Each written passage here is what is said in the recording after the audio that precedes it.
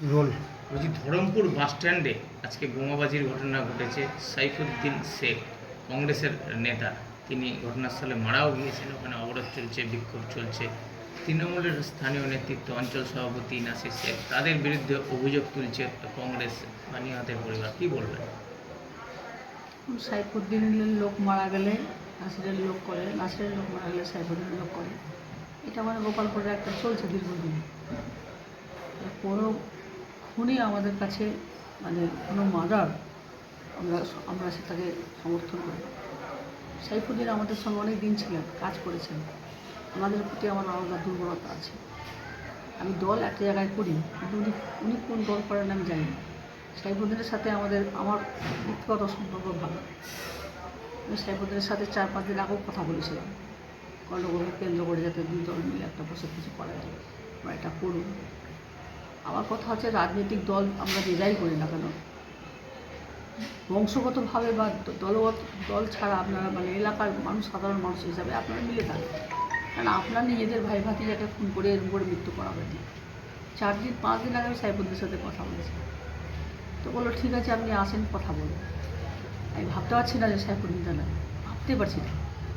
আমার খুব কষ্ট হয়েছে, কারণ আমার সঙ্গে দীর্ঘদিন ছিল, আমাদের কর্মাধ্যক্ষ ছিল, কাজ করেছে আমাদের সঙ্গে। এবং উনি সিপিএমের একটা মূল জায়গা থেকে আমি ওনাকে দিয়েছিলাম। উনি একটা মানে ক্রিমিনালের ড্রেন থেকে আমি তুলে আনা মানুষ, তাকে নিয়ে আমি রাজনীতি করছি। উনি কেন চলে গেছেন তৃণমূলে এটা আমি জানি না, কিন্তু আমি যেটা জানি যে বোধহয় পঞ্চায়েতের কোনো টিকিট নিয়ে দিয়েছে, তাও বলতে পারবো না। কিন্তু উনি ব্যক্তিগতভাবে আমার সাথে রিলেশন হয়, এবং ওনার মৃত্যুটাকে আমি কোনো মতেই আমি মেনে নেব না। আমি চাই পুলিশ মানে এর প্রতি সঠিকভাবে বিচার করে, যারা অন্যায় করেছে, যারা মার্ডার করে, তাদেরকে বার করে এদের দৃষ্টান্তমূলক শাস্তি। যদি আপনার দলের কেউ হয়? আমার দল বলে কিছু নাই এখানে।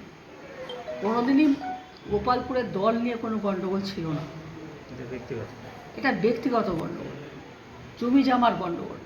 আমি এটা প্রথম দিন থেকে আজ পর্যন্ত বলছি, এদের জমি জামার গণ্ডগোল থেকে এরা আলাদা হয়ে যায়। এবং এই নেপালবাবু যে একজন আছেন, উনি মাঝখানে মিডিয়া হয়ে জমি কিনেন, মুসলিমদেরকে দিয়ে দখল করান। এটা নিয়ে এদের মধ্যে গণ্ডগোল চলছে, এটা দীর্ঘদিনের সমস্যা। সাইফুদ্দিন বাবু যখন তৃণমূলে ছিলেন তখন থেকেই ওদের ব্যক্তিগত সমস্যা। এই সমস্যার সঙ্গে তৃণমূল পার্টির কোনো যোগ নেই। আমরা দেখবই তো, কিছুক্ষণ পরে দেখতে পাবেন যে কংগ্রেসরা এসে তার ডেড বডি নিয়ে মিছিল করে এটা নক্কারজনক ঘটনা, হ্যান ত্যান বলে নিন্দা প্রকাশ করবে। এটা তারা পলিটিক্যাল ঘোড়া জলে ওরা জায়গা খুঁজছে, মাছ।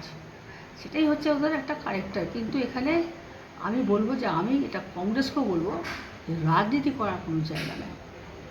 যারা খুনি, যারা দোষী, তাদের সাথে দাঁড়িয়ে আমরা একসাথে তার পানিশমেন্ট আমি দাবি করছি। ব্যক্তিগতভাবে আমি ওনাকে ভালোবাসি। পুলিশের ভূমিকা কীরকম দেখছেন? পুলিশের ভূমিকা নো ডাউট ভালো। পুলিশ সমস্ত রকমভাবেই এই ব্যাপারটা নিয়ে খতিয়ে দেখছেন, এবং আজকেও পুলিশ তাদের ভূমিকা ভালো, এবং পুলিশ চাইছেন দোষী ব্যক্তিরা শাস্তি পাক। এখানে কোনো দল দেখা হবে না, এখানে কোনো মানুষ দেখা হবে না। এখানে দেখা হবে যারা এখানে এর সঙ্গে যুক্ত থেকে যে কোনো রাজনৈতিক দলকে মেলাইন করার চেষ্টা করছে, এবং আরেকটা রাজনৈতিক দল ফায়দা নেওয়ার চেষ্টা করছে, এই ধরনের লোক তৃণমূল কংগ্রেস করবে না।